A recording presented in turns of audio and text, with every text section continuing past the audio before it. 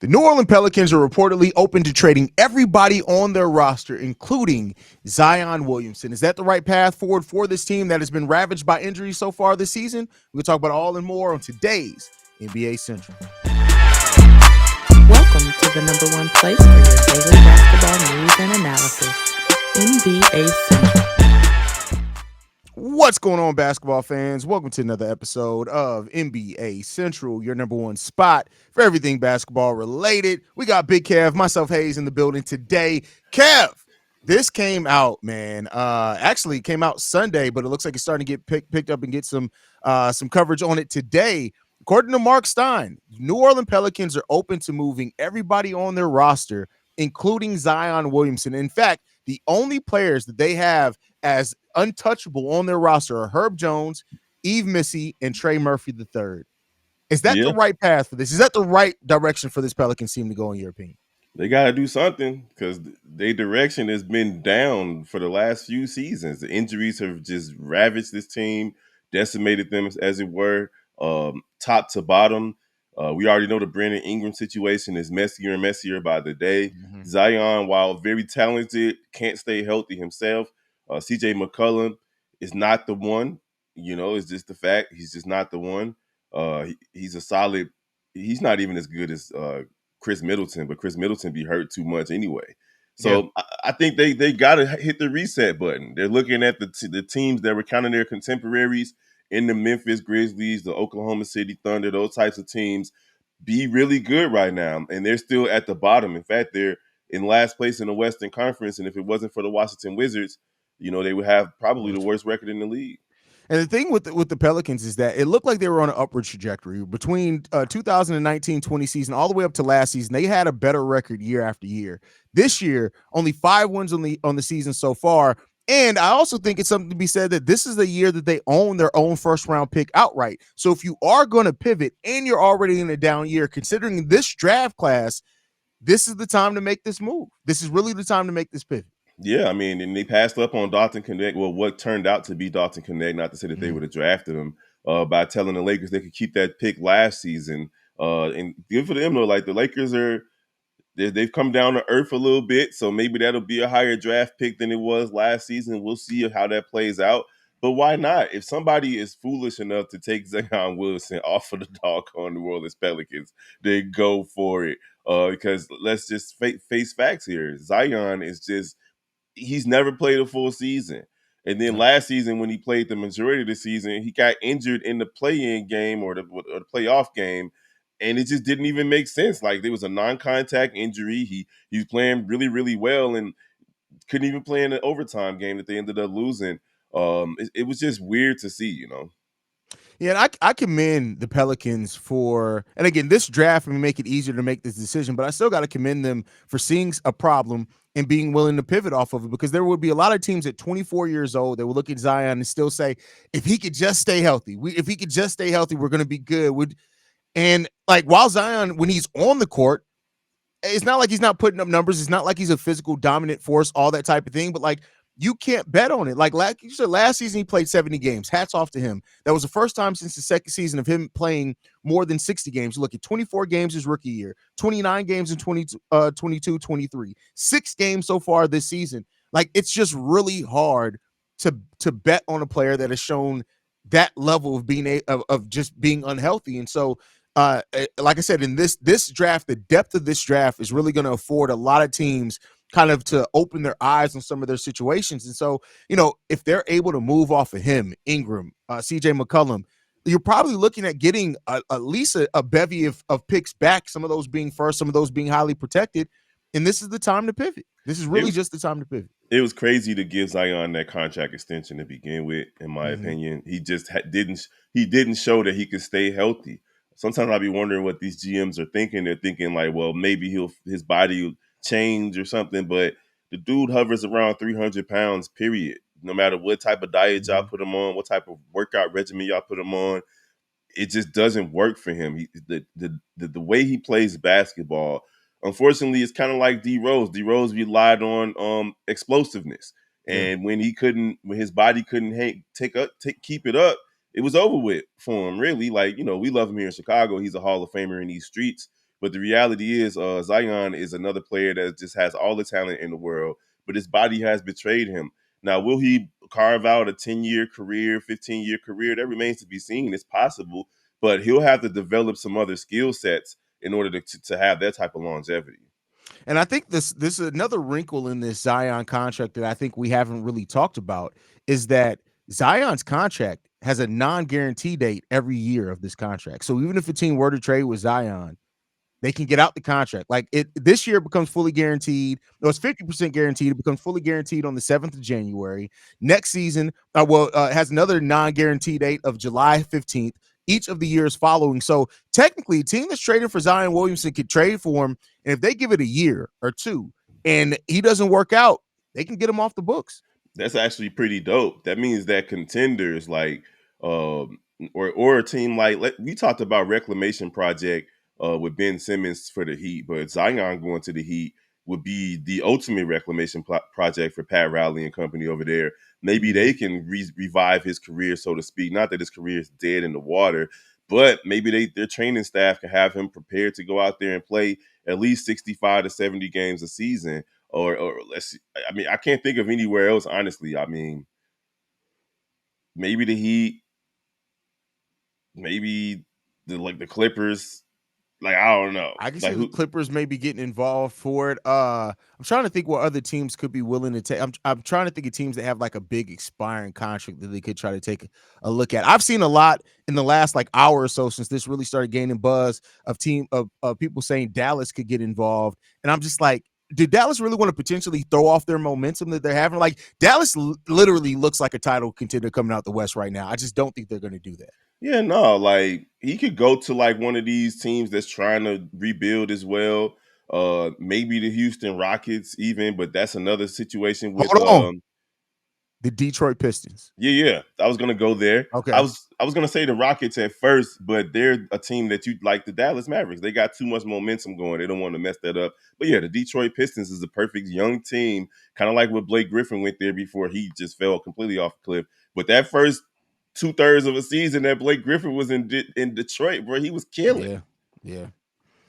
Yeah, so I mean, it'd be interesting to see what they do, like what teams become interested in Zion Williamson. But I mean, you got to think if you're a young team, I would say, especially if you're a team like the Portland Trailblazers or another team that just you have right now, your future is like, hey, we're just trying to put some shit together. Maybe you can look to pivot to look at Zion Williamson at that point. Yeah, I mean, I just don't want it to be the Chicago Bulls. I'm Oh well, tired of them clearly, picking up hobbled players and hoping like when they traded for Lonzo Ball, when they signed him. Not only did they sign him illegally, we lost a pick in that situation, right, for tampering or a whatever, second, yeah. and he just can't stay healthy, and we knew about his injury risk prior to bringing him over here. So it's just one of those things that just as long as it's not the Bulls, I wouldn't mind to see Zion go somewhere and hopefully have a good 2 or 3 years, but it's not sustainable. I doubt he plays well into his 30s. I mean, that's the way that things are shaping up, unfortunately, for Zion. Of course, we wish better for Zion. Now, the other player on the Pelicans roster that we know they've been trying to shop for a while now, Brandon Ingram. Now, he's been a difficult player apparently to move for that team. Do you think that they would have more difficulty, or would it be easier to move Brandon Ingram, considering Brandon Ingram has been way more healthy than Zion? He's out right now with injury, but also this season when he's been healthy, he's been putting up numbers. Yeah, I mean, he's also injury prone. Let's not make it seem Yeah, like he this is true. plays 75, 80 games a season. He doesn't. But he's just a different type of player than Zion. He's not relying on that explosiveness to get to the basket. He's going to give you what he gives you. He's a pretty solid player. He got his mid-range game, back to the basket game is solid. He can hit the fadeaway. But defensively, he leaves a lot to be desired. His 3-point shot is not really that good. It's okay. And he disappears for long stretches too, throughout games. So teams are gonna like if you're going for Brandon Ingram, he wants to be paid like a number one, but he plays like a mid 2, high 3 type of Mhm. player. So it shouldn't be difficult to trade him though. Like I believe teams are going to be interested in him, top to bottom. A lot of teams are going to be interested in Brandon Ingram for sure. All right, next up, CJ McCollum. Ooh, CJ. I wouldn't want to touch him with a 10-foot pole because like he hasn't shown a propensity to show up in big moments. He's Mhm. had several opportunities to do it, whether it's with the Blazers with Dame or whether it's been over here in New Orleans. I mean, like the type of money that he makes and the type of expectations that he's had throughout his career, it might be time for him to just end up as the big homie on one of these teams. For real, for real. I mean, and that may be the case. CJ McCollum is still a productive player. Like I don't want to act like CJ doesn't produce. I mean, he's still putting up over 21 points on fairly efficient shooting. It's okay shooting. Its efficiency is started to drop in some form. But the problem I think when you look at CJ is that he's just so small positionally and defensively he doesn't give you anything. Even when he does give effort, like he's barbecue chicken, especially with some of the bigger guards and the way that we're using bigger wings now in the NBA. I just like he can put up points, and I think if you get him to a team where they literally just need his point production, maybe even coming off the bench, CJ can probably be productive for those teams. The question then is it's a $33 million contract. And I think like, while, yeah, he's putting up 21 points per game, you could probably find a player for much less that can fit in with your team at better as a role player. Yeah, I mean, and I know this sounds strange, but like maybe he could be reunited with Dame out in Milwaukee. They come off the bench over there. Like that could be an interesting punch off the bench because right now Milwaukee is just all Dame and Giannis. Like Yeah. that's it. Like ain't nobody else really giving him no type of scoring punch. Maybe the Knicks even coming off the bench. We know that they're looking for a 6-man type of player to come in. And honestly, CJ is the type of guard that Thibodeau thrives with for whatever reason. Undersized guards tend to play well for Tom Thibodeau. So who knows? But again, like just don't be the Bulls. As long as it's not the Bulls, I'm happy. Bro, this ain't the Bulls podcast. Last player on here, and this is one that isn't talked a lot since this came out, and I actually think probably should be the most talked about here because he's the one that's younger. He could be more productive. Now, if they're saying everybody's available, I would think that would include Dejounte Murray, and I think that's a player that if they make available at the trade deadline, they're going to get biters for Dejounte Murray. Oh yeah, that's crazy to think that Dejounte Murray is going to be on like his sixth team in 7 years type situation, man. He is bouncing around kind of like Dennis Schroeder is. But yeah, I love Dejounte Murray's game. Mm-hmm. He's a solid, rangy player. He plays defense. He know he can get hot when he wants to. He's not afraid to take any shot on the court, and he makes difficult shots. Now, I think teams would be lining up to try to get Dejounte. He's out for the season, if I'm not mistaken, which he called a blessing in disguise because his mom wasn't doing well, so he's get to spend time with family and so on and so forth. But at the end of the day, yes, Dejounte will fit in anywhere. He's one of those players that could go. He's a smaller type of KD type. He could go anywhere and play basketball on any team and be plug and play. I like it. Yeah, Dejounte is like, and I know he has the injury situation going on, but like I do think that if they were to make Dejounte, that may be more of a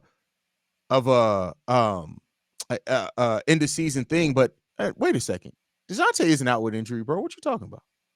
Yeah, I thought he's only played 9 games. Yeah, that's because he got hurt. He broke his hand initially early in the year. Yeah, he's back. Yeah, Okay. he's back. I He's didn't back. know He that he played. came Yeah, back. I know that he was he out for when he got earlier in the season. So he yeah. came back in early December. That's what's up. Yeah, he's been back since the beginning of December. So yeah, I mean Dejounte, he's up so far this month of December. He's averaging 16 points, 7 assists, 6 rebounds, 2.5 steals. I think Dejounte is a player that you can plug, like you say, you can plug in just about any roster, and his contract isn't ridiculous either. I'm not going Nope. to act like it's easy to be moved, but at $29 million, when we see role players consistently get 30 to 35 million, and he's locked into the 2027-28 season where he has a player option, I'm telling you, if everybody on their roster is available, DeJounte's probably the one that's going to get called on first, I would think. Oh, absolutely. And he's still young. What is he? 26? Yeah, 20. 26 years old. Yeah. No, So yeah, I DeJounte's think 28. He's 28. he's 28. So yeah, but that's still young. He's on the right side of 30. And again, he could be plug and play. I wouldn't be surprised to see any team try to get Dejounte. Don't matter which team it is. I wouldn't be surprised at all. Yeah, are you not going to throw in your thing? What if it was since you've been on every one of the guys, what if it's the Bulls? I wanted the Bulls to go after Dejounte Murray when he was available a couple of seasons ago. Yeah, me too. Me too. It's just that we already like super guard heavy on the Chicago Bulls, and unless they're moving like a Coby White in the process, it just wouldn't make sense for him to come over here. Agreed. No, 100%. I only asked that because you've been throwing in the Bulls in there in other conversations. But we'll see, man, what happens here. The Pelicans making a pivot with the direction of their franchise. Like I said earlier, I think it's the right time to do that, considering they own their own first round pick. They also have Milwaukee's pick, but it's top 5 protected, and I highly doubt that's gonna convey to them. So we'll see what happens there. Oh yeah. So They've been walking and turned it around. So yeah, definitely. Any last thoughts before we get up out of here? no, that's it, man. We got the final tomorrow between the Milwaukee Bucks and the who is it? Houston?